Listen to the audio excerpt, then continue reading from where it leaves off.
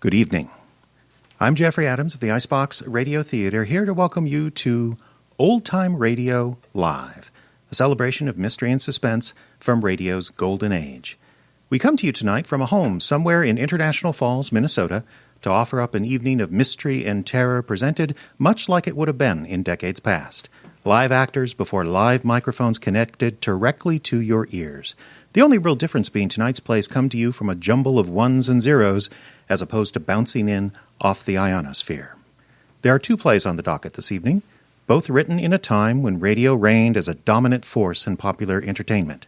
First, the world's greatest detective and orchid fancier Nero Wolfe unravels a sordid web of intrigue, madness, and target sports in Peter Barry's script of The Beautiful Archer. Then, it's time to settle in, cuddle up close to your radio or laptop, and turn your lights out for an adventure penned by the one and only Arch Obler entitled Scoop, which we offer here with a very sincere warning.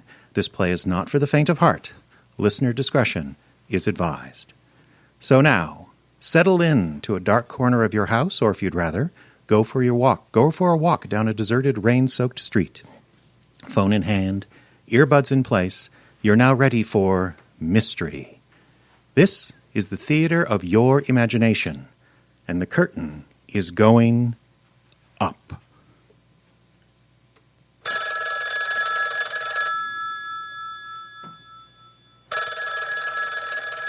Ladies and gentlemen, the ringing of that phone bell brings you mystery, adventure. Hello? Hello, who is this? Hello? The handsome young man answering the phone is Hello? Archie Goodwin. Ah, yes. And the mountain of a man engrossed in deep thought in the oversized armchair is Nero Wolfe. Oh, hey, boss. Hey, Mr. Wolfe. Mr. Wolfe! Look, there's a guy on the phone who wants us to take a case. Seems that someone was mad at a guy who was mad, and now this guy on the phone is mad, and he wants us to find out who did the killing. And Mr. Wolfe, we need the money. What do you say? Excuse me, hello? Yes, Mr. Wolfe says he'll be happy to take the case. Just present yourself and a check for $2,000 at 601 East 35th Street at 11 o'clock. Mr. Wolfe can't wait for you to get here. He's just dying to go to work. Goodbye. Huh. Greatest detective in the world, huh? The only trouble is, he is. Yes, listeners, Archie is so right. He is the greatest detective in the world. And the fattest, and the least energetic. He's Nero Wolfe, created by Rex Stout and brought to you over the Icebox Radio Network by the Minnesota State Arts Board. And listeners like you.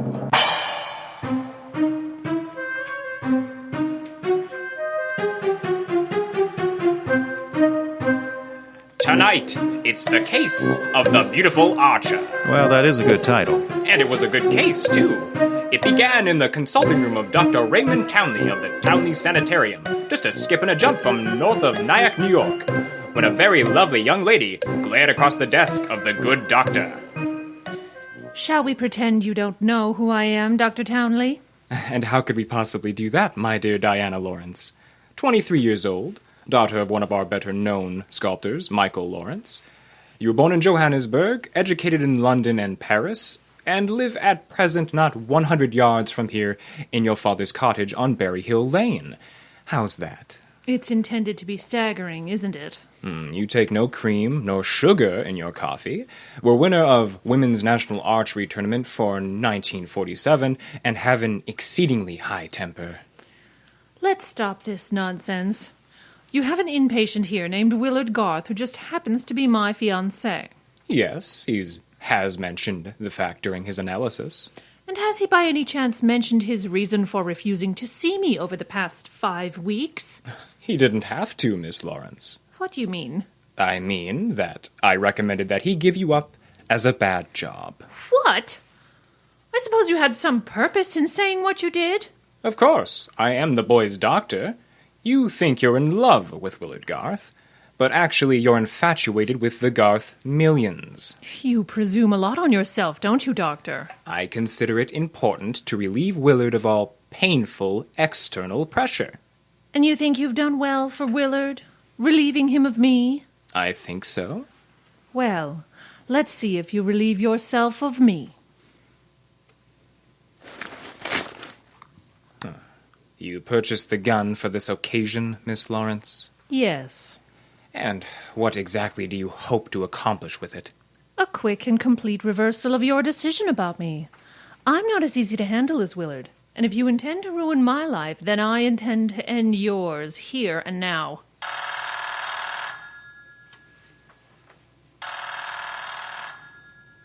The phone is ringing. Let it ring. Just as you say. It's the house phone, Miss Lawrence. It may be Willard, you know. Willard? Yes. He usually phones me from his room at about this time every day. Oh, all right. Answer it, but be careful what you say. Oh, you're in command, it seems. Hello? Oh, why, hello. Yes, I thought it would be you, Willard. Look, my boy. Diana Lawrence is here. I've had a chance to talk with her, and I've reconsidered my opinion. Yes, I'm quite serious. If you're at all sensible, you'll see her regularly and plan on a marriage as soon as you're discharged. Yes. Oh, you do? Very well. I'll see if she'll talk with you. Miss Lawrence? Yes? Do you want to speak with... Oh, here, give me the phone. Of course. Here you are, and I'll just be having that. Yes. Stop it! There we are. Now stand away, Miss Lawrence. But Willard's on the phone. Willard is not on the phone. No one was on the phone. The ring came from the push button under my desk here. Sometimes I find it convenient to interrupt my consultations with a phone call. Why, you smug, deceitful, self-centered... Murder is a vexatious business. You'll be grateful to me one day. All right. Just give me my gun and let me go. The gun, I'm afraid, stays with me, locked up in this specimen cabinet. I scarcely feel justified in trusting you with it. And now, with your permission, or without it, this interview is ended.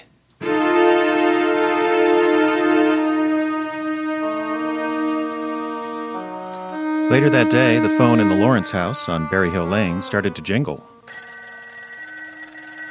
And this time, it wasn't a phony. Hello? Diana? Yes? It's Willard, darling.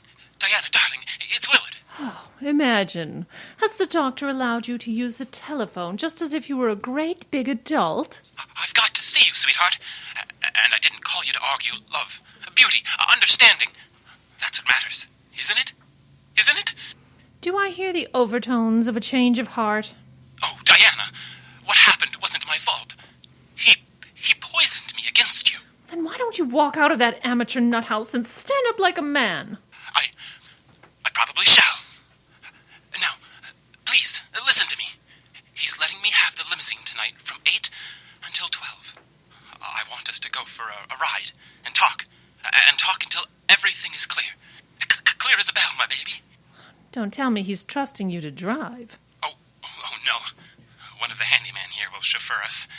Oh, say you'll come. Won't you? Say it. Say yes. Say you will. Well, yes, Willard. I'd be glad to. Oh, wonderful. 8 o'clock then. At 8. Oh, bless you. Bless you, my angel.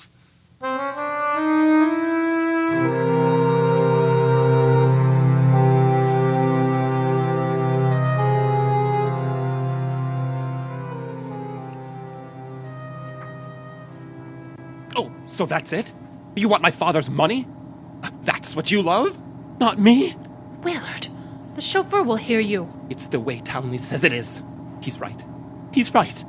Why did I let you talk me into this? What a fool I was to have come at all. You're sick inside, Willard. So utterly, hopelessly sick. Oh, so now I'm hopelessly sick? Yes, you are. You're trying to confuse me. Take advantage of me. Wind me around your finger just because I love you too much. That's it. That's my illness. Yes, I see it now. You're the thing I must get rid of. You, with your beautiful face and your twisted values. You're at the bottom of all my agony. Willard, what are you doing? I'm saving myself. Once you're dead and this is ended, I'll be safe. Willard? Willard!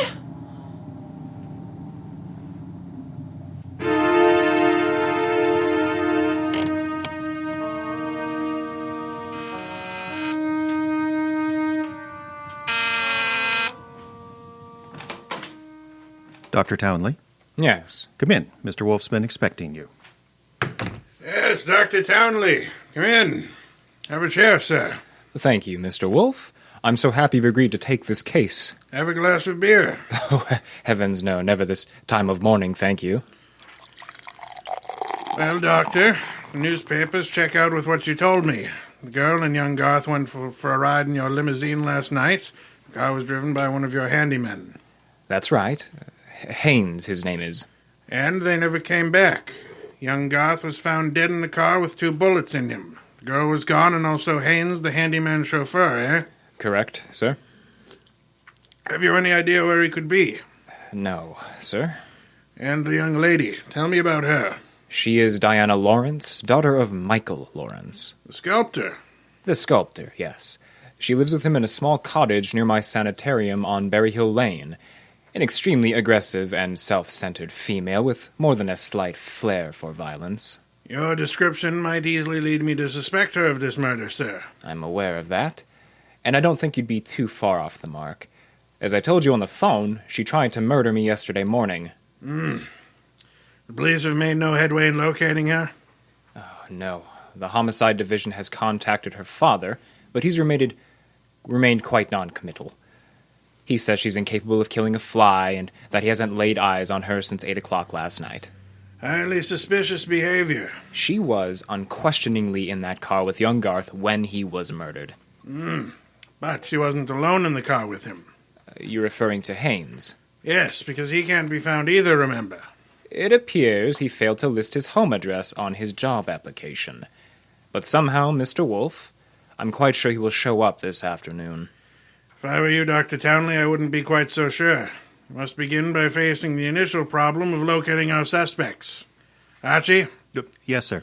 Get out the car and drive up to the house on Berry Hill Lane. And then? There, you will ask Mr. Michael Lawrence if he's sensible enough to cooperate with us in finding his daughter. And if his answer is no? Then I suggest, Archie, that you flatly refuse to take it.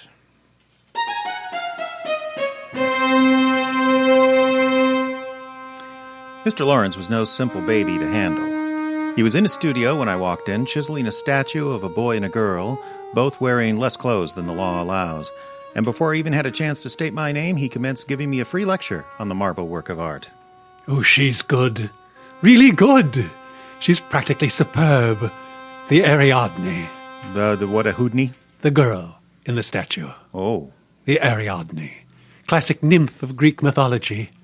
Don't tell me you're not familiar with Apollo and Ariadne. All right, I won't. The Apollo, on the other hand, is unfinished. The face, you see, lacks something. The passion of yearning. Olympian desire. And yet the two figures have motion. Like your daughter? Huh? Your daughter, Diana. She's got motion also. As I hear it, she's been in motion ever since she murdered Willard Garth last night in the back end of a limousine. So, you're another flatfoot? Not exactly. I'm paid in private by Nero Wolfe. Nero Wolfe? Yeah. You don't mean to tell me that a credible man like Wolfe thinks Diana killed young Garth? He'd like to talk over the possibility with you. Oh, laughable. Look at that face. Is there anything of a murderess in a face like that? A face like what? Oh, I'm sorry. Diana posed for the Ariadne, you see, and the likeness is exact. Can you see a girl of this type? Placid, sensitive, civilized, could descend to the clumsy, brute level of murder? Well, it's a little hard to imagine. There. Even you agree with me. You know, on the other hand... Shall we discuss the other hand over a cup of coffee?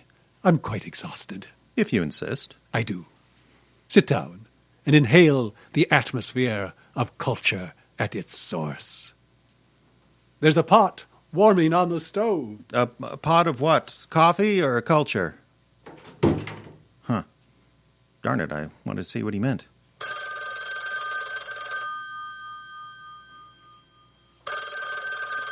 You know, you should never ignore a phone call. Who knows? It might be something important. Yes? This is Diana, Father. Oh, yes, Diana. It's all over the papers. Yes, I know. I don't think they'll find me where I am, and I'm staying here until things quiet down a little. Where are you, honey? What did you say? I said, where are you? You said honey. Daddy, you never call me honey. Sorry, it's because I'm excited. Now, where are you, sweetheart? You mustn't let anybody find out. Not a soul in the world. Where are you? Do you know where the turnpike turns off to the left, beyond Barnesville? Yes. Well, I'm... Oh! Call me later, Angel. But, Father, I... Oh, get that motorman's number. Oh, you will live, my friend, but not long if you don't control your curiosity. So you hit me with a mallet, eh? What's the big idea? Do you really have to ask that question? You who tried to trick my daughter into disclosing her whereabouts. Well, the police are pretty interested in her whereabouts. Then let them find her. But you can't be surprised, my friend, if I choose to protect Diana's interests.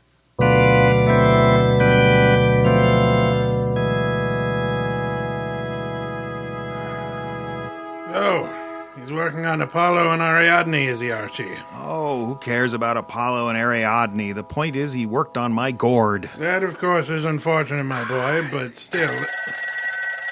Would you get that, please? Ow. Uh-huh. Hello. Inspector Kramer? Hold it. For you. Yes? Wolf? Ah, how are you, Inspector? I hear you're in on the Garth killing. Not very deeply, I'm afraid. We're still trying to locate the Lawrence girl. Well, you can forget about that. Yes? Yes, we've already located her and released her on habeas corpus. Sounds interesting. Her father had a lawyer on our heads before she was in here 10 minutes. It's too bad you couldn't have held on to her. Oh, I don't know. I'm not so sure we want her. Why not? Well, first of all, it's not likely she did it. Oh? Ballistics stated that the bullets that killed Willard Garth were not fired from point-blank range, and she was sitting right beside him in the back seat. I see. Also, we found the murder weapon in the grass near where the limousine was parked, and she admitted it was hers. Well, that sounds like a very poor reason to release her. The point is, she wasn't in possession of the gun when the killing happened. At least so she says. No? Who was? The doctor. What doctor? Townley, the guy who runs that sanitarium. According to her, he took the gun away from her for safekeeping at noon yesterday.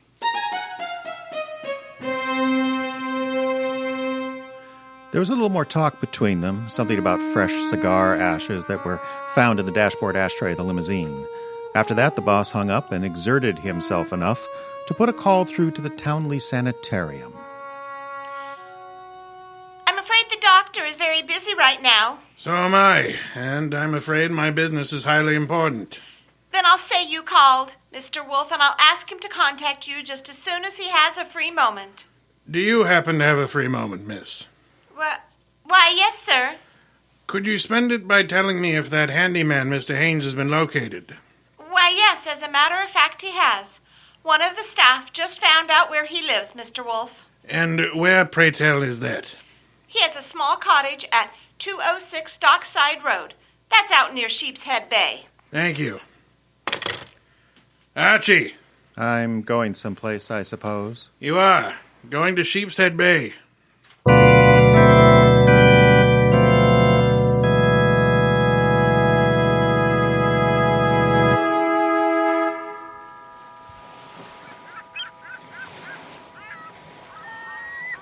Hello there. Yeah, I'm looking for a guy I can't find. Oh, Yeah, his name is Haynes. I stopped at the cottage up there, but there's no one home, and I saw you down here fishing on the wharf, so...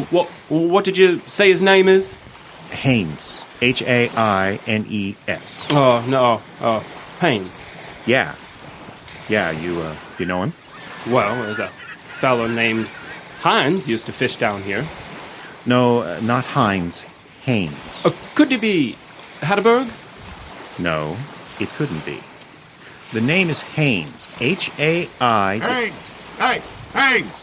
Give me a hand down here, would ya? Huh.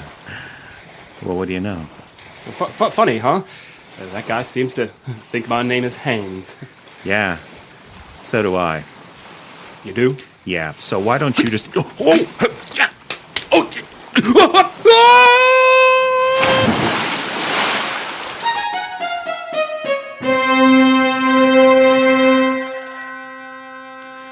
I got back to the house, soaked to the skin and minus Haynes, just in time to see the boss in the exhausting process of walking across the room to answer the phone. Hello? This is Dr. Townley. You called me? I did. About the murder? More specifically, about the statement from Diana Lawrence that you removed a firearm from her possession yesterday morning. That's quite correct. It's here in my specimen cabinet. Is it? Of course it is. I suggest you check. Oh, just a moment.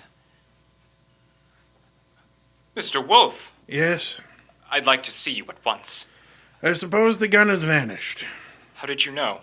Because it's in the possession of the police ballistics department. Turned out to be the gun that killed Willard Garth. I see. Do you? Yes. I understand everything now. It's crystal clear. Just how crystal clear? I'm quite certain, Mr. Wolfe, that I can put my finger on the killer. Then I think it would be well if you came here immediately. No, I'm afraid that's not possible. There's an important operation scheduled, and I simply cannot leave. Well, what do you suggest? Well, is it outside the realm of possibility that you come here? Is it, Mr. Wolfe? Hello? Mr. Wolfe? Mr. Wolfe?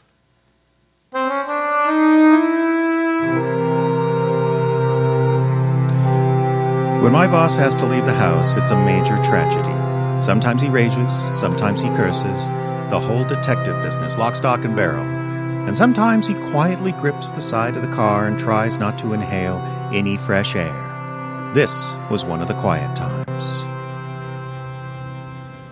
Go slowly, Archie, but get there as quickly as you can. You don't want a chauffeur, Mr. Wolfe. What you want is a magician. Keep your eyes on the road and don't strain yourself making superfluous witticisms.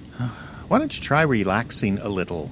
I hear there hasn't been a man-eating tiger spotted on the Palisades Parkway in the last 500 years. Your levity is out of order. Don't try to make light of a deplorable situation.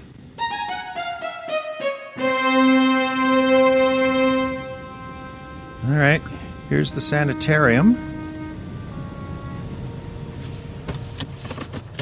There's Dr. Townley coming to greet us. Oh, it's terribly nice of you to come, Mr. Wolfe. I've heard about your aversion to traveling, and I appreciate you taking the trouble. Don't mention... Archie, help me out of this infernal car. There you are. Oh, calm down. You're in one piece. I think you'll find the trip highly profitable, Mr. Wolfe. I think you'll find your time here is... Hey, what's the matter? What's happened? Boss, he's been shot. Highly unlikely. There wasn't a sound. This kind of shot doesn't make a sound. What do you mean? Better look for yourself. There's an arrow in his back, and he's dead.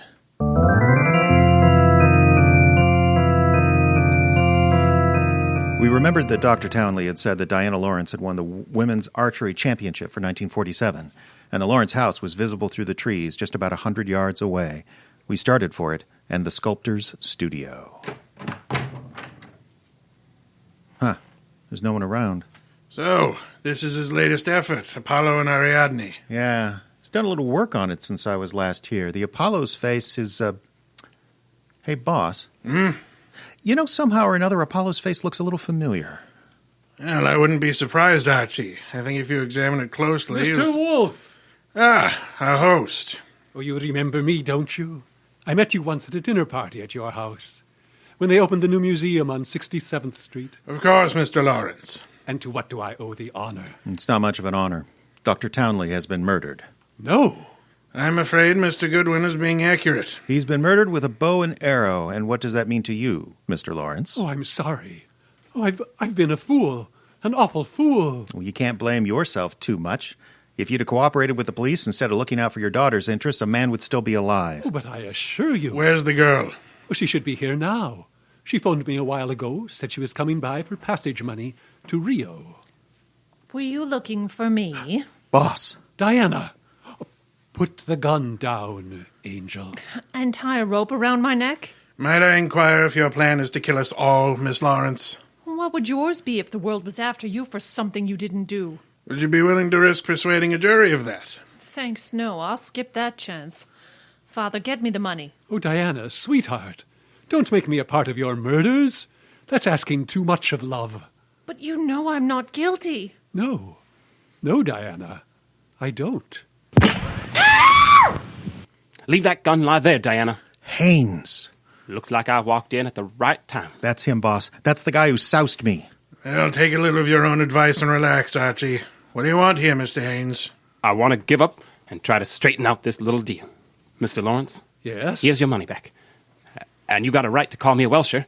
I promised I wouldn't give evidence against the girl, and you paid my price. But enough is enough. And right here and now, I'm unloading. What does this mean? It means I saw her do it. You stupid, lying, rotten... Grab her, Archie. Grab them both. Get them out of here.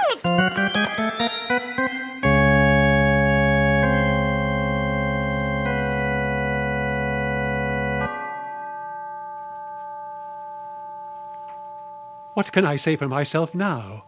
What can I do? I'm sorry, Mr. Lawrence, but it's not necessary to eat your heart out. Many fathers before you have done their best and failed. But I had a special duty toward Diana. Special duty? Yes, you see... Well, you'll find it out sooner or later, so I best tell you now. I'm not her real father. I adopted her 9 years ago when she was 14. I see. I never should have done it. I realize now I was never equal to the task. Well, all is not lost yet. They may not convict her, you know. Huh? I say they may not convict her. How could they fail to convict her? She killed Garth, didn't she? Did she? Well, she shot him. The gun was in Townley's possession. Oh, she easily could have stolen that. She could have broken into his office later. It wasn't locked. What wasn't locked? The specimen cabinet, where I mean... Oh, I believe you mean what you said, Lawrence. Townley's specimen cabinet. Although for the life of me, I can't see how you could have known if it was locked or not, unless you had the experience of opening it.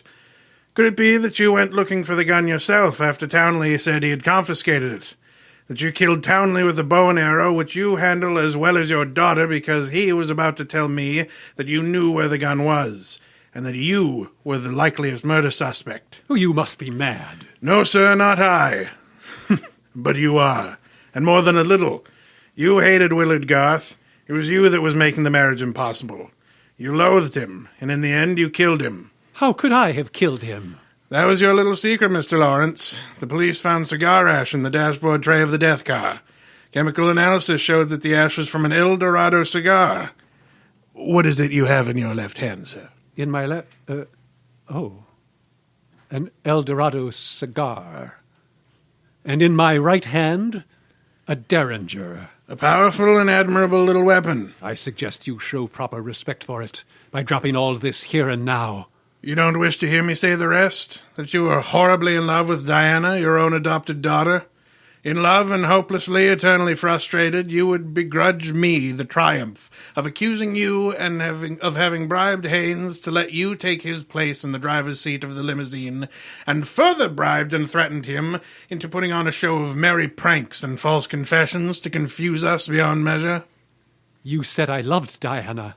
Would I do all this to her if I did? Oh, but of course. A love like yours is really hate.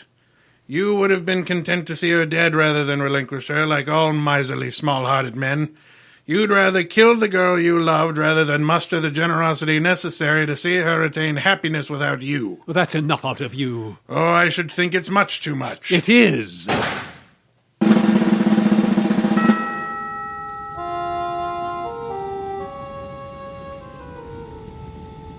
Oh, Archie, my boy, I'm grateful to you. Both for coming back into the house when you did and for being such a good shot. I hope you remember that the next time you feel like insulting me. Tell me, what was that cigar ash routine? Who told you the ashes in the limousine were from an El Dorado, boss?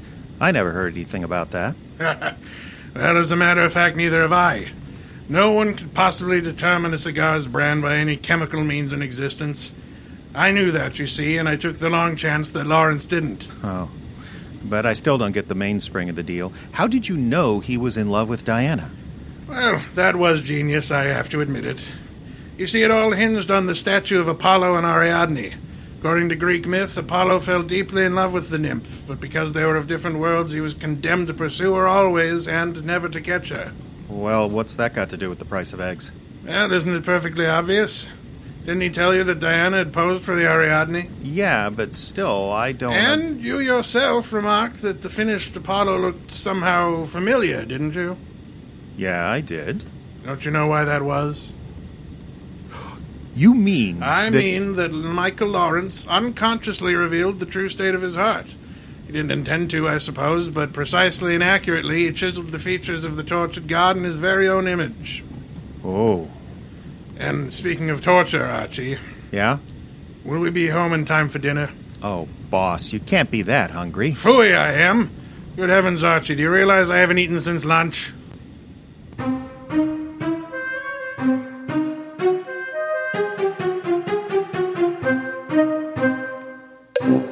This has been The Beautiful Archer, an episode from the new adventures of Nero Wolfe, originally broadcast on the NBC radio network on November 24th, 1950. Tonight's cast featured Caleb Silvers as Dr. Townley, Ayla McIntosh as Diana, Douglas Screef as Lawrence, Diane Adams as the secretary, Cody Boyer as Haynes and Inspector Kramer, Jeffrey Adams as Archie, and starring Dustin Kapler as Nero Wolfe.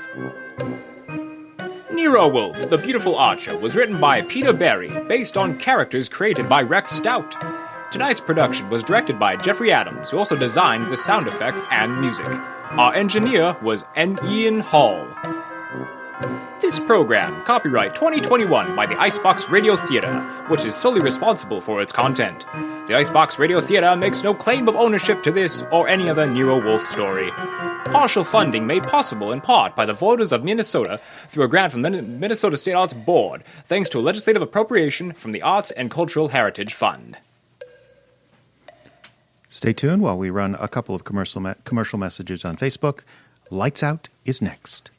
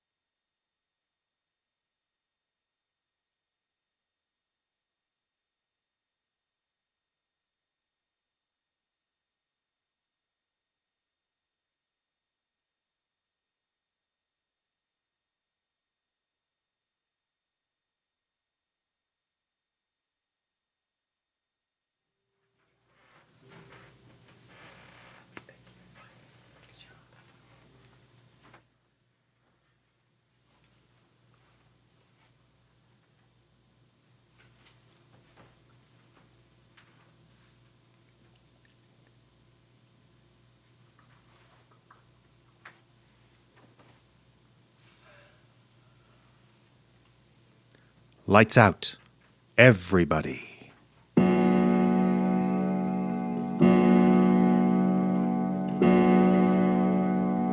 It is later than you think.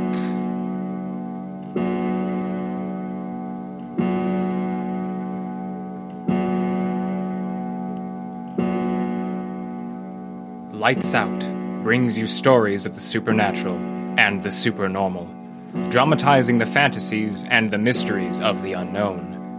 We tell you this frankly, so that if you wish to avoid the excitement and tension of these imaginative plays, we urge you, calmly but sincerely, to turn off your radio now.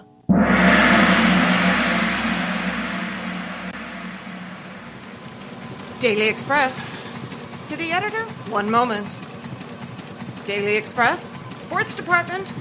There you are. Daily Express, one ad department. One moment, please. Daily Express, one moment. I'll connect you. Good morning, Mr. Roberts. Oh, good morning, Jim. Kinda late today, aren't you, Mr. Roberts? First time in 40 years. I can't understand what happened to my alarm clock. Oh, well, maybe it just wore out. Wore out? Oh, well, maybe that's right. Just worn out. I suppose that's right. Could you hold up a minute there, Mr. Roberts? I wanted to talk to you. Oh, I'm late, Carver. It's about that money I borrowed. I just want you to know, sir, just how much we appreciate Oh, of course, my boy, of course. How is she? Oh, she's fine. Doing just fine, Mr. Roberts. I want you to know, Jeannie and I appreciate... Oh, all right. We're all human beings together, aren't we? Well, some folks are and some folks aren't. Pardon me. Got to hurry. See you later. Thanks again.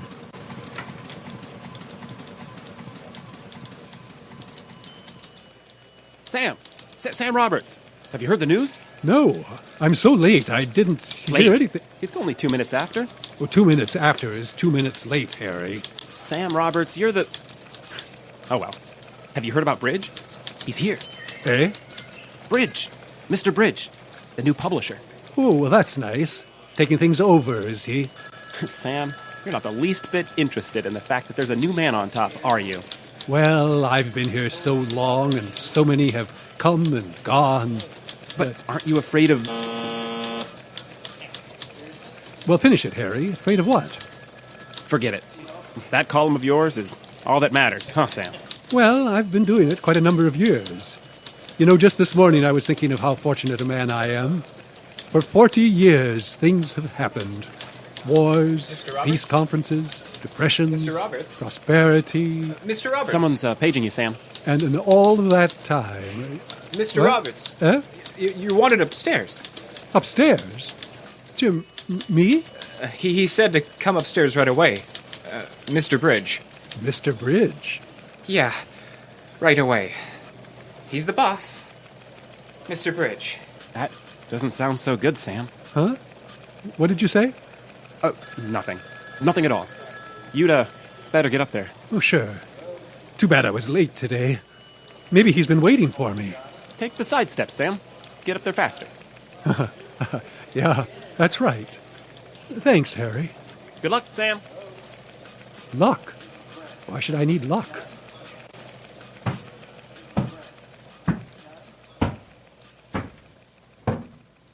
Oh, funny about that alarm clock.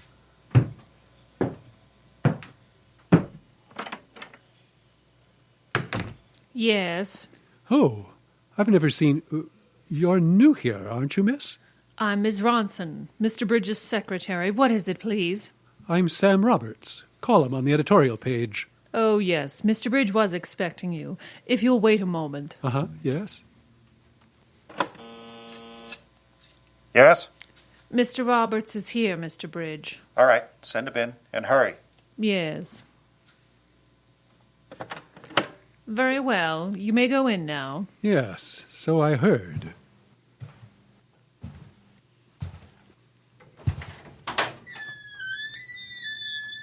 All right, Roberts. Come in. Yes, sir.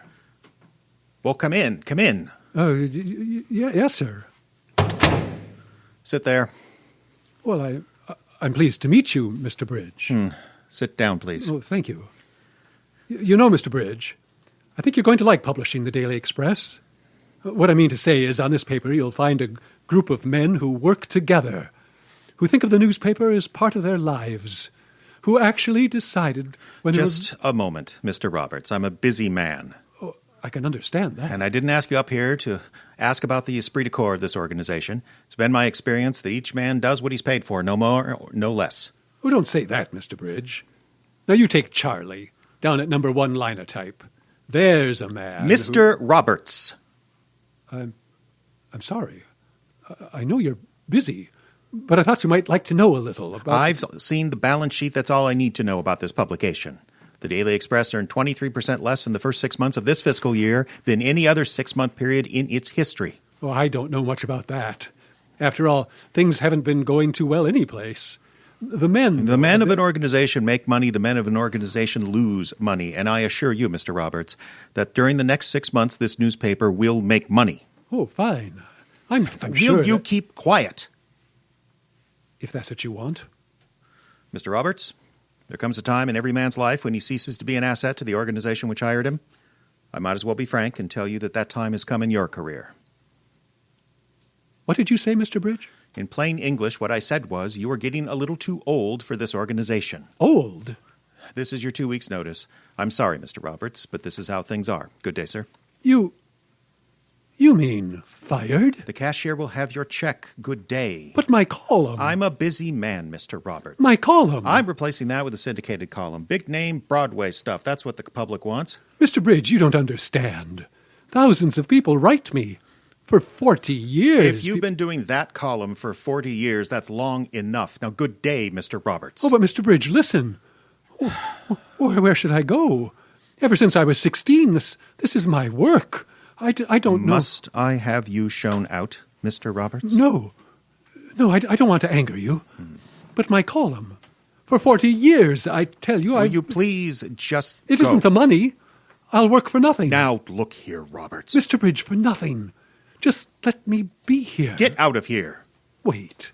Just a minute more. I have no time. Get out. I've been working here since I was a boy. And you've been paid for every hour. Then I don't want any more pay. Just let me stay. A man can't live without his work. Get out. Get out. Miss Ronson! No. I'll go. But before I go, just another word. What? Who wants me to go? The managing editor? Or you? Well, certainly it's my doing. It's my money invested in the paper. It's my right to choose my employees. Please, let me stay. Oh, what are you going to do? Start playing hearts and flowers? Please. Once and for all, get out of here. This is a business institution. You've been paid for services rendered. Now get out of here and stop acting like a fool. Oh, all right, Mr. Bridge. Oh, all right.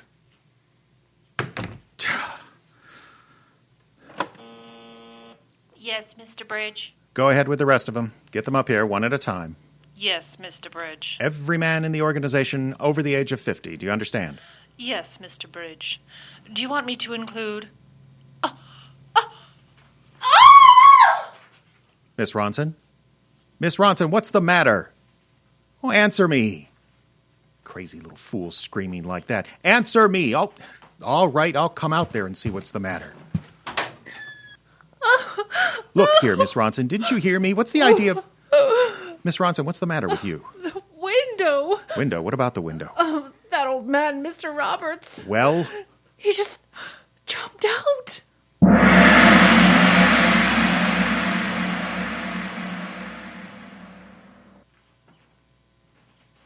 Ladies and gentlemen, a man is dead.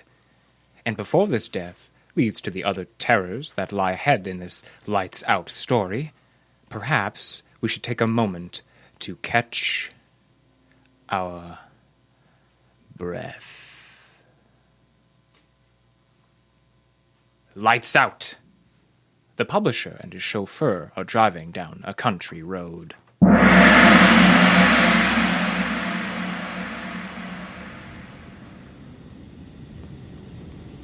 Jenkins, Yes, sir. why are you taking this road? Well, I don't quite know, sir. Well, what do you mean you don't know? Well, I mean, it's a shortcut here, but... Well, why didn't you just say so? Sorry, sir. Jenkins, Yes, sir. how soon do you think we get to Hartville?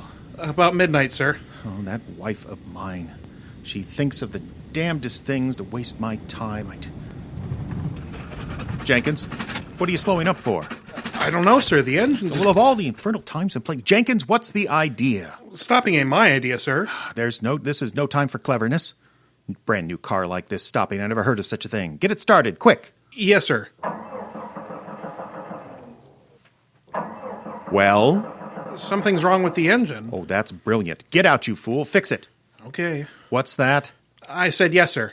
Oh, the rattle-brained, incompetent... Well, what are you doing out there? I'm trying to find the trouble. Well, don't try. Find it. Unbelievable. I can't... Well, have you located the trouble? No, sir. It's not getting any spark. The distributor cap Well, why doesn't the engine go? What do I pay you for? To stand around lonely roads in the middle of the night and play guessing games? I'm doing my best, Now, sir. don't you talk back to me. You get this car started, you incompetent good-for-nothing, or you're fired. You understand me? Yeah? Okay. Jenkins, where are you going? You said I was fired, didn't you? Come back here. Come back here at once. Yeah, I'll come back just long enough to tell you that if I could take about 20 years off you by rearranging your face, I'd do it before walking out on you. How dare you? You shove everybody else around. You've shoved me around for the last time, Sourpuss. I'm walking out on you. You can't leave me here in the middle of nowhere. Can't I? Well, I'm doing it. Now, Jenkins, So long, dictator. Have a nice walk. Now, Jenkins, don't be a fool. Come back here. Jenkins, get this car started. Jenkins! Oh, right. Well, you haven't heard the last of this. I'll fix you, you hoodlum. Leaving me like this. You'll regret it, Jenkins. It's dark. So I'll walk my feet off, eh? Oh, no, I won't. I'll sit right here in this car. I'll sit here until someone comes along. Infernal hoodlum. I beg your pardon. Could I be of assistance? What? I was walking along the road. I saw you were stalled here. Oh, that's fine. Yes, you can help me. I'll pay you well, too. Will you? Certainly. Do you know about cars? I will drive you. That's fine, but you have to get it started first. Something about the ignition. I don't know much about machinery. Do you? If you will let me sit behind the steering wheel. Certainly, but fix the engine first. If you will let me behind the steering wheel. I tell you the engine will... Oh, all right. You'll see for yourself the starter doesn't do any good. It started. Yes. Infernal Jenkins, he stalled me here deliberately. We will go. You'll regret this night, believe you me.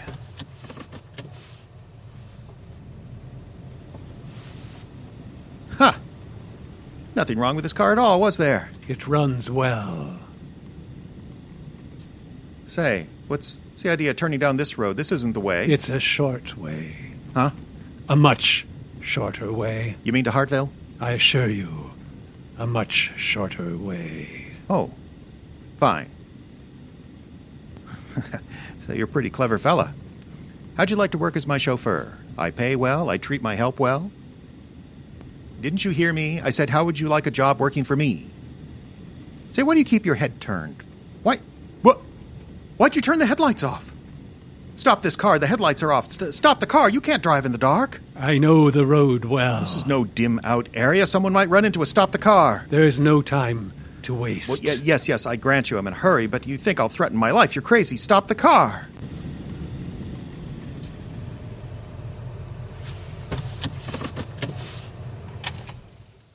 That's more like it.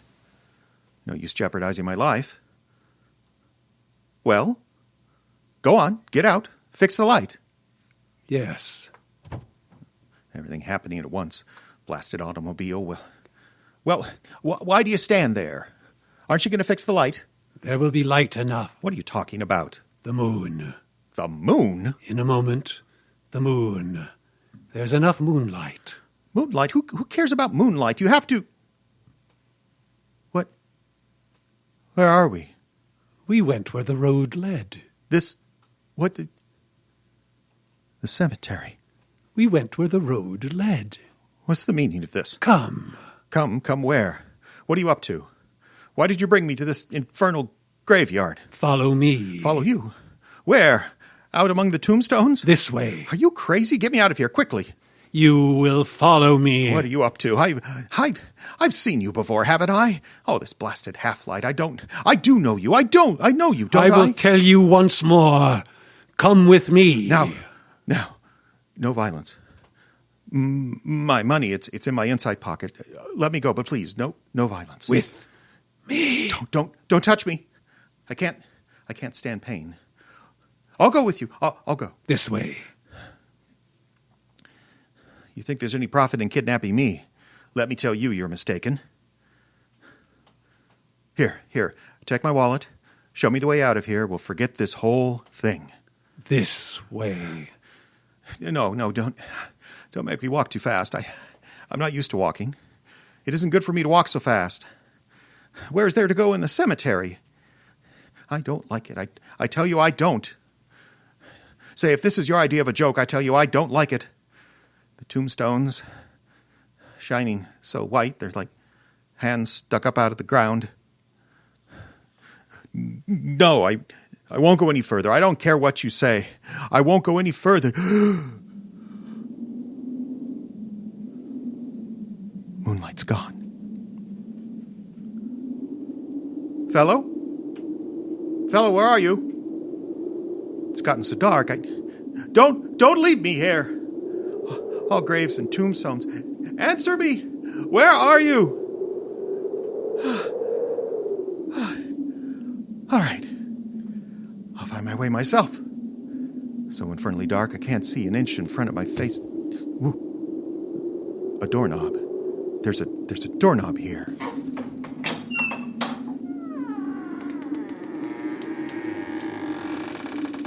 Yes. Steps going down. The door! Let me out. Let me out. Let me out of here. Let me out. I'm here. I heard you. Are you down there? I am here. Tell me, is that the way out? The way out. Oh, wait for me, please. Wait for me. It's so infernally dark. Just get me out of here. Oh, it's so dark. Get me back to my car. Any place, so long as it's out of this infernal cemetery. I'll pay you well. Pay you anything you want. Oh, there you are. Well, what is this place? Where am I? Well, don't just stand there in the shadows. Talk up. Where am I? Look about you. Infernal candlelight. What can I see? You said this is the way out. Well, lead the way. The candle. There. Take it up. All right. Look at the wall alongside of you. Hold the candle high. What is this place? You see, it is the mausoleum of the family of Bridge. Your family. No. Look closely. The brass plate on that crypt. Jeremiah Bridge. Born 1802. Died 1858. My grandfather. You never were here before, were you? Huh? Oh, no, of course not. I can't stand funerals and such things. Why am I here now? They lived their years. Men of the family. They lived their years like robber barons. And when they died, in the darkness took them all. What are you talking about? Who are you? Why did you bring me down here? I tried to rest. There was no rest for me. No rest as long as you lived. Answer me. Who are you? No. Take your arm away from your face like that. Let me see. Roberts. Yes. I tried to rest. But the thought of all the men, my friends, whose hearts you'd break as you broke mine. That thought kept tearing at my dead bones until I rose up out of the grave and came back for you. Roberts, you're face. My coffin was a poor one. Worms and maggots work quickly. No. The dead are dead, they told me. Stay back. The dead can't walk, they told me. No closer. The dead can't talk, they told me. Stay back. And yet I walk and talk. Stay back. When you took away my work, you took away my life. Back. All the years I lived, I was what they called a good man, asking very little, a place to sleep, my work to do. Don't come any closer. I can't bear to look at you. But when you took my work, and with it my life, my goodness and kindness went too. In the grave I learned the will to kill. No, not me. I am the one to kill. You are the one to be killed. No, please. Here in the place where all of your breed lay rotting. This is the place for you. Stay back. I can't go any further. The wall... There's hate in me now. Hate that wants to tear at the eyes that saw only profit. Please, no, I beg you. Hate that wants to rip that tongue that never said a kind word from your head. Please. Hate that wants to rip the skin from off your flesh. No, stop. The dead can't kill the living. Hate can kill in life or death. I'll get away from you. I'll get away. It's dark again. Candle blew out. Roberts, where are you? I can't see. Where it's gone. Hide. I'll hide until morning. I'll just... Whoa. What is it? It's a coffin. There's an empty coffin on the floor. Yes. I'll hide in it. Just pull the lid down and...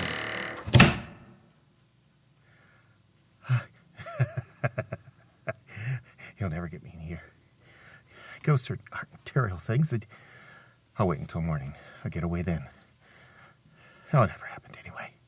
Hallucination. Man jumped out of a window. How could he live again? The air's getting bad. I'll open the lid and see if he's gone. I can't budge it. He's sitting on it. Roberts, he's holding it tight. Get off! Get off! Get off! Roberts! The air! Get off!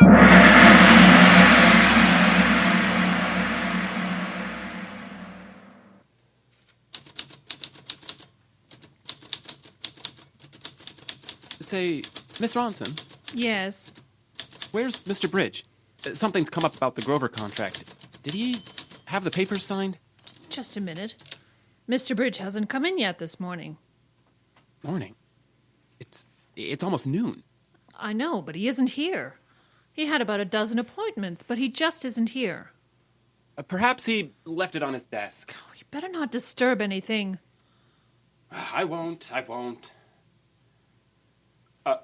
Miss Ronson? Come here, quick. Oh, what is it? What's the matter?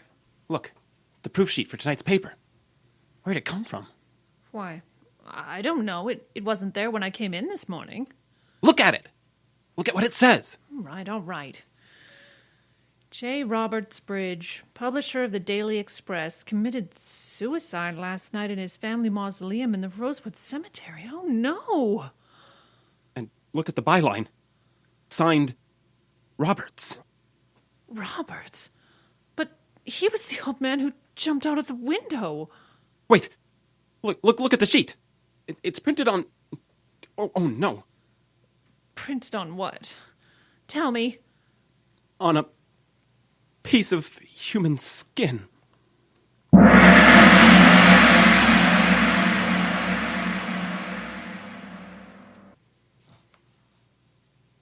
This has been Scoop, an episode from Lights Out, originally broadcast on the NBC Radio Network on June 1st, 1938.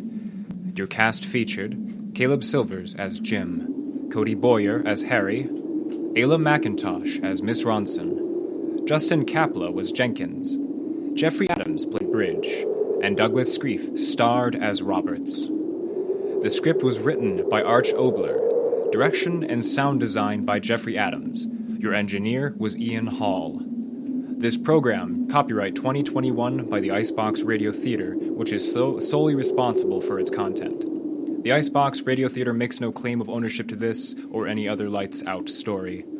Partial funding made possible in part by the voters of Minnesota through a grant from the Minnesota State Arts Board, thanks to a legislative appropriation from the Arts and Cultural Heritage Fund. And now, on behalf of everyone here in International Falls, this is Caleb Silvers, wishing you pleasant dreams.